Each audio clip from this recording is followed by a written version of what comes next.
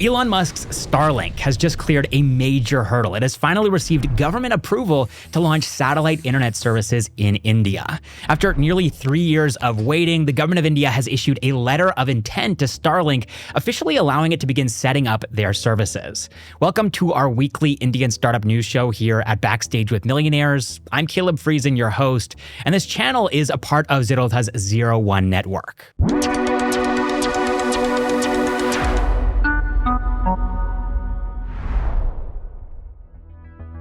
Okay, so I want to talk about what Starlink had to do to get this approval, because it only came after Starlink agreed to follow a strict set of security rules laid out by the Department of Telecommunications.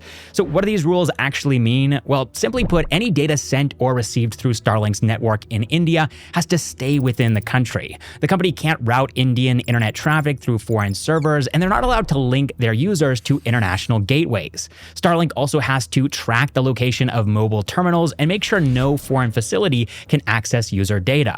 And all of this is aimed at protecting national security and ensuring full control over how the service operates within Indian borders. Now, getting to this point wasn't easy. Starlink had to navigate a complex regulatory environment and compete with India's biggest telecom players like Reliance Jio and Bharti Airtel.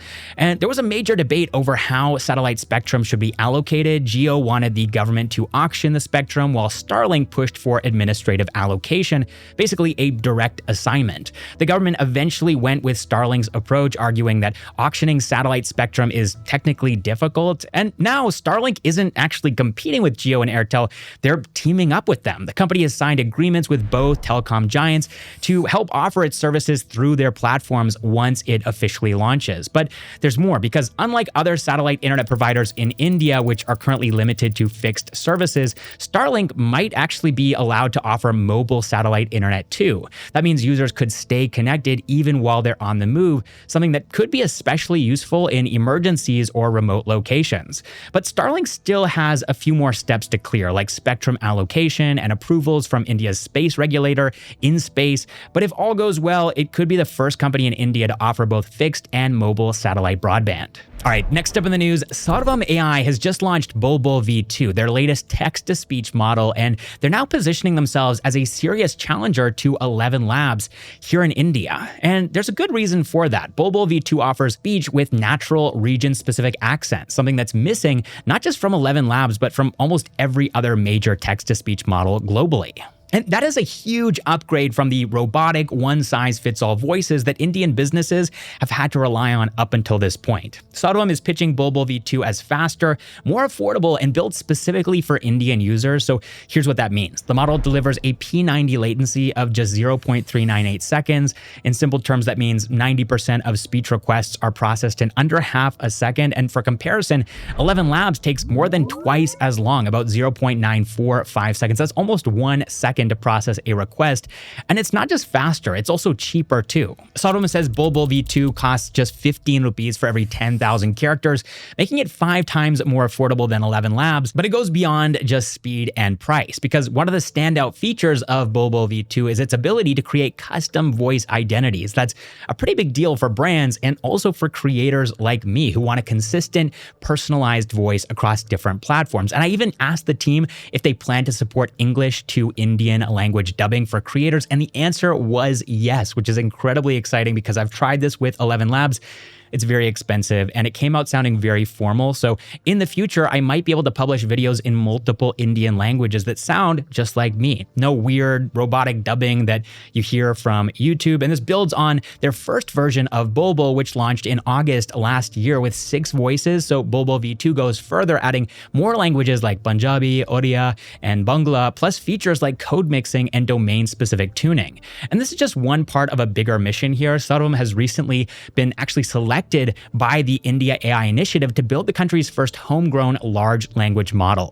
It's going to be designed entirely in India, focused on voice, reasoning, and secure deployment at scale. Now, speaking of the IndiaAI mission, the government of India is now adding more firepower for training large AI models in India. As part of their second round of GPU procurement, 7 more companies have been shortlisted to supply high-end chips under the IndiaAI mission. The list includes big global names like Amazon Web Services, Google Cloud, and Oracle, along with Indian players like Sifi Digital, NetMagic, Yota, Locus, and Ishan Infotech. These companies have been invited to present their technical proposals on May 14th, and the government is aiming to add 15,000 GPUs through this round, and that's on top of the 14,500 that are already offered as of April. And that takes the total number of GPUs to over 29,000. These chips are essential for developing advanced AI systems like large language models, the kind that Sarvam AI is working on, and all of this is part of India's bigger push to become a self-reliant AI ecosystem. And the IndiaAI Mission has a budget of 10,372 crore rupees to help build that infrastructure in India over the next 5 years. All right, next up in the news, now that BluSmart is no longer operational, Evera Cabs has now stepped in to take over BluSmart's fleet, 500 electric cabs in total. So far, they've already taken control of 2,200 of those vehicles, and they're planning to take over the remaining 280 very soon.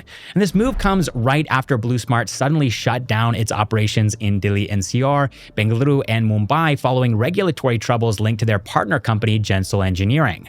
Now, Evera, which is operated by Prakriti Mobility, is using this as a chance to grow, especially in the airport cab segment, because up until recently, they were only operating from Terminal 3 at Delhi Airport. But with these new vehicles, Evera is now scaling up to cover all terminals. And it's not just the cars that they're taking over. A large number of BluSmart's drivers are also lining up to join Evera. About 150 drivers are already back on the road at this point, and many more are in the process of being onboarded. But while some drivers are finding a way back, many others have been left in the dark. After BluSmart shut down, hundreds of drivers were left without a job. Some say they were just told to return their cars for a routine check and then just never got them back. Many are still waiting for pending salaries, and some of them have even gathered at Jantar Mantar asking for government support and demanding policies to prevent such abrupt shutdowns from happening again. All right, next up, 2 quick news items to share with you all. First of all, healthcare startup Pristyn Care has launched 5 hospitals across NCR in just 75 days. And they're now planning to expand to other metros like Mumbai, Bengaluru, and Chennai as they double down on their hospital network. And then after that, Indian EV maker Ather Energy made its stock market debut on the 6th of May, listing at a slight premium of 1.57% above its IPO price on the Bombay Stock Exchange and 2.18% on the National Stock Exchange. All right, now let's move to the funding news segment for today's video. This week, Indian startups raised a total of $158 million, which is higher than last week's $66 million, but it is slightly below the trend line for the 4th week in a row now. So let's take a look at some of the companies that raised funds this week. The first one I want to talk about here is Bengaluru-based startup Routematiq, which helps companies to manage employee transport using AI-powered software and fleets. And the way it works is they offer a platform that automates routing, cab scheduling, and real-time tracking, making daily office commutes safer and more efficient, and they raised $40 million in their Series C round. Following that, we have Mumbai-based interior design startup Flip Spaces, which helps businesses to design and build offices or retail spaces using virtual reality and tech. And their platform, VisWorld, lets clients see their space in 3D, make changes in real time, and manage everything from layout to furniture, while Flip Spaces handles sourcing and execution. And they've raised $35 million. After that, we have a Thane-based ambitious space tech startup called Inspecity, which is building a platform called Vida that's Vehicle for Life Extension and Deorbiting Activities that uses robotic arms, propulsion systems, and docking tech to surface aging satellites or safely deorbit them. And this helps to reduce space junk and also avoids the need to launch expensive replacements. And so instead of letting satellites just die or clutter up in orbit, Inspecity offers a way to repair, refuel, and retire them safely, helping to build a cleaner, more efficient future in space. And they've raised $5.6 million in their seed round. All right, next we have Bengaluru-based AltDRX, and they're making real estate investing a lot more affordable and accessible. So here's how it works. They turn properties into digital units called Alt Squared Feet, kind of like shares of real estate. You can buy, sell, and track these units just like you would stocks, and everything is running on the Ripple blockchain. And the prices are updated daily using smart algorithms. So instead of needing lakhs to buy property, you can start with a small amount, trade anytime, and still earn rental income or capital gains, just like the stock market, but with real estate. And they raised 23 crore rupees. That's about $2.7 million. And then finally, we have Gurugram-based Korean-Me, which brings professional Korean skincare treatments to India, tailored specifically for Indian skin. And they've raised 3 crore rupees. That's about $360,000 in their pre-seed round. All right, that is all the Indian startup news that I have for you all this week. I really hope that you enjoyed the video. I'm Caleb Friesen, and this has been Backstage with Millionaires. I'll catch you in the next one.